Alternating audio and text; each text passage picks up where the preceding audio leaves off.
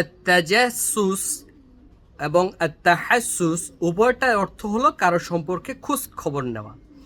আত-তাহাসসুস অর্থ কারো সম্পর্কে খোঁজ খবর নেওয়া এবং আত-তাজাসসুস এটার অর্থ হলো কারো সম্পর্কে খোঁজ খবর নেওয়া। তবে এ দুটোর মধ্যে পার্থক্য হলো আত-তাহাসসুস হলো মানুষের ভালো দিকটার খোঁজ নেওয়া, কারো সম্পর্কে ভালো দিকগুলোর খোঁজ খবর নেওয়াকে বলা হয় আত-তাহাসসুস।